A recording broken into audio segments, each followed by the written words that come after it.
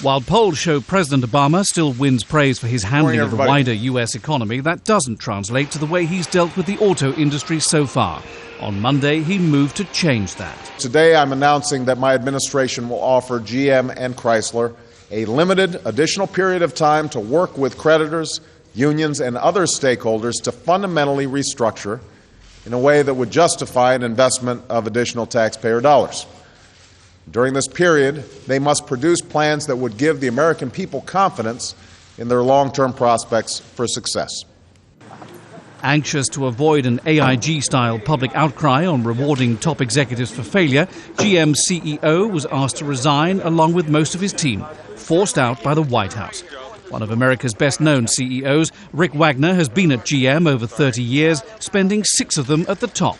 But he's carrying the can for failing to position GM, its suppliers and dealers to better weather the credit crunch and recession storms. The Obama plan also provides for 60 days financing for GM while restructuring is developed, a 30-day deadline to get more concessions on earnings and healthcare costs from the unions, and guarantees to pay for customers' auto repairs during the restructuring period.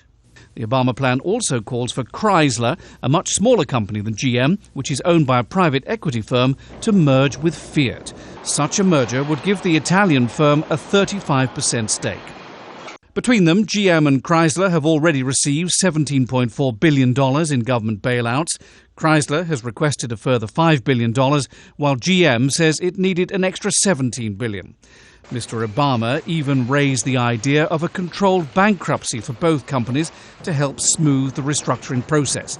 But he stressed that doesn't necessarily mean the breakup of the firms. What I'm not talking about is a process where a company is simply broken up, sold off, and no longer exists. We're not talking about that. And what I'm not talking about is a company that's stuck in court for years, unable to get out. But the president's decision to remove GM CEO has many wondering if there isn't one rule for Wall Street and another for Detroit. I hesitate to categorically look at these as a group rather than, in some ways, as individual cases. Rick Wagoner's resignation is the latest example of the US government taking a more hands-on role in the companies it bails out. It's giving GM a sporting chance and saying to Chrysler, no more money for you unless you successfully merge with Fiat. In other words, it's moving Detroit towards President Obama's stated goal of a leaner, meaner US auto industry. John Terrett, Al Jazeera, New York.